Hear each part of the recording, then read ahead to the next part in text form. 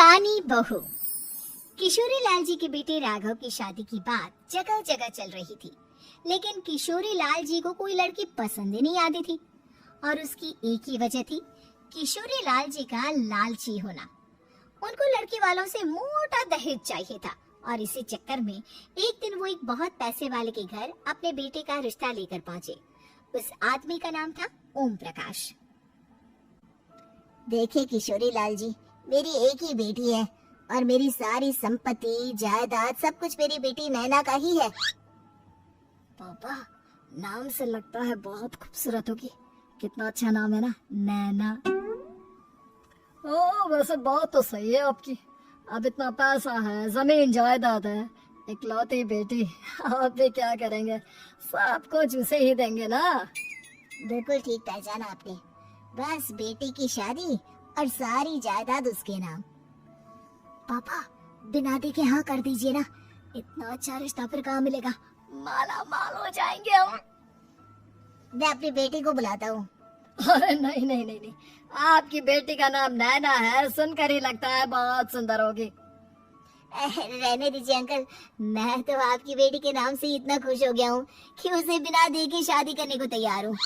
अब तो मैं उसका चेहरा सीधे शादी के बाद ही देखूंगा। और इस तरह राघव नैना का चेहरा नहीं देखता और उससे शादी कर लेता है। शादी के बाद अपनी सुहाग रात पर जब राघव नैना का घूंघट उठाकर देखता है तो नैना की आंखें बंद थी। कितने खूबसूरत हो तुम नैना, जरा अपनी आंखें खोलकर मेरी तरफ देखो तो सही। नहीं, मुझे शर्म आती है। अरे, मैंने तुम्हें शादी से पहले भी नहीं देखा और अब अगर तुम आंखें खोलकर मुझे देखोगी भी नहीं तो मुझे अच्छा कैसे लगेगा? इससे पहले कि नैना अपनी आंखें खोलकर राघव की तरफ देखती, अचानक से लाइट चली गई और राघव नैना को पूरी तरह से देख भी नहीं पाया। अगली सुबह नैना राघव के लिए नाश्ता बनाकर लेकर आई। अरे ये क्या, आधा पराठा सेका हुआ है और आधा बिल्कुल कच्चा। ये तुमने क्या किया नैना? बहू, तुमने क्या आधा पराठा तवे से नीचे लटका कर रखा था जो आधा सेका है और आधा कच्चा? मुझे जितना दिखेगा उतना ही तो सीखूंगी ना पापा जी। जहाँ जहाँ मुझे नजर आ रहा था वहाँ मैंने सीख लिया, जहाँ जहाँ नहीं दिखा वहाँ कच्चा रह गया होगा। इसका क्या मतलब है? ये कैसा मजाक कर रही है तुम? अरे बहू, तुमने इतना लंबा घूंघट क्यों लगाया हुआ है? देखो, हमारे घर में बहुओं को बेटे की तरह रखा जाता है और फिर तुम तो इतना सारा माल लेकर आई हो। देखो, घूंघट डाल कर रखने की कोई जरूरत नहीं है। हाँ नैना, पापा जी ठीक कह रहे हैं, तुम तो आराम से रहो, अपना ही घर समझो।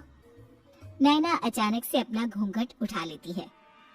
अरे ये क्या पापा, नैना की तो एक आंख फूटी हुई है।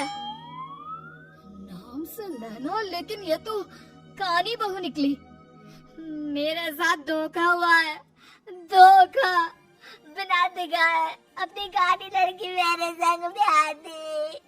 मुझे कानी फिल्मी नहीं चाहिए। मुझे अभी ओम प्रकाश जी से बात करनी पड़ेगी। आखिर उन्होंने मेरे साथ ऐसा किया क्यों? अरे, आप लोगों ने ही तो पापा से कहा था कि आप लोग शादी से पहले मुझे देखना नहीं चाहते। अब मेरे पापा पर क्यों इल्जाम लगा रहे हैं? अरे लेकिन उन्हें बताना तो चाहिए था ना कि तुम कानी हो, एक आंख से तुम्हें दिखाई नहीं देता। किशोरी लाल और राघव नाराज होकर ओम प्रकाश को अपने घर बुलाते हैं। पापा जी, ये आपने क्या किया? शादी से पहले बताया क्यों नहीं कि नैना की आंखों में परेशानी है? अरे, आप ही ने तो लड़की देखने से मना कर दिया था।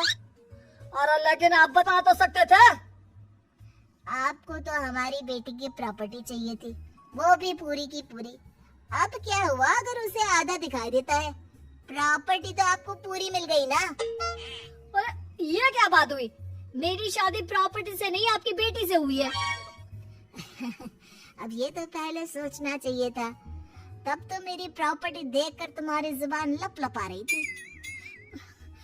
लेकिन मैं कानी लड़की को अपनी बीवी बनाकर नहीं रख सकता। पापा, कुछ करिए ना आप। हाँ, करता हूँ। देखिए ओम प्रकाश जी, आप हमारे साथ ऐसा नहीं कर सकते। और तुम देखो, अगर तुमने मेरी बेटी से शादी तोड़ी ना, तो जो भी प्रॉपर्टी मैंने तुम्हें दी है वो तो पूरी की पूरी वापस ले ही लूंगा, और आधी प्रॉपर्टी तुम्हारी भी लूंगा। अरे मेरी आधी प्रॉपर्टी भला क्यों लेंगे आप? इसलिए क्योंकि मेरी बेटी को आधा नजर आता है और उसकी नजर अभी तक तुम्हारी आधी जायदाद पर ही पड़ी है। अब तुम उसे घर से निकालोगे तो कुछ तो लेकर जाएगी ना।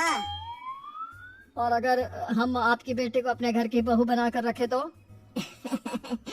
तो तुम्हारी पूरी प्रॉपर्टी तुम्हारी ही रहेगी, और जो मैंने तुम्हें दिया है ना, उसमें से बस मैं आधा लेकर जाऊंगा। अरे लेकिन अब आप अपनी दी हुई प्रॉपर्टी में से आधी वापस क्यों लेकर जाएंगे? अगर मैं आपकी बेटी को अपनी पत्नी बनाकर रखने को तैयार हूँ तो? इसलिए ताकि भविष्य में अगर तुम मेरी बेटी को धोखा दो तो उसके पास कुछ तो रहे जो पति का हो। वैसे मेरे पास तो बहुत कुछ है, लेकिन अपने पति की कोई निशानी तो उसके पास होनी चाहिए ना। अब अगर तुमने मेरी बेटी को कहानी कहा तो तुम्हें प्रॉपर्टी भी कहानी ही मिलेगी, पूरी नहीं। जमाए राजा। किशोरी लाल और राघव समझ चुके थे कि वो बुरी तरह फंस चुके हैं और अब उनके पास वहाँ से निकलने का कोई चारा नहीं है। अब समझ में आया ना, लालच बुरी बला होती है। एक तो तुम्हें प्रॉपर्टी मिली, ऊपर से बीवी मिली, उसमें तुम्हें नखरे भी दिखाने हैं। आए बड़े, चुपचाप बैठो तुम। कुछ दिनों के बाद नैना राघव की कार लेकर बाजार घूमने निकलती है और जब कार लेकर वापस आती है, ये क्या? एक तरफ से मेरी गाड़ी पूरी खराब हो चुकी है। लगता है तुमने मेरी गाड़ी को किसी दूसरी गाड़ी के साथ एक्सीडेंट किया है। अरे कितना बड़ा नुकसान कर दिया तुमने बहू। वो क्या है ना पापा जी, मुझे एक आंख से दिखाई नहीं दे रहा था, सामने से गाड़ी आ रही थी। मुझे तो सिर्फ आधा ही दिखाई दिया और वो गाड़ी मेरी कार से रगड़ते हुए निकल गई। अब मैं क्या करूं बताओ? आप इसे ठीक कराने के पैसे कौन देगा? तुम्हारे पापा? तुमने मुझसे इस तरह से बात की? अभी रुको।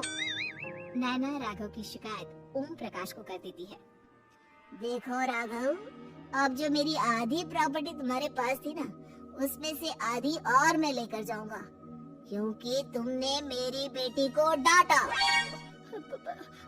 अरे नहीं नहीं पापा जी, गलती हो गई, माफ कर दो। गलती की तो कोई गुंजाइश ही नहीं। अगली बार मेरी बेटी को डांटा तो बची हुई आधी में से आधी और ले जाऊंगा।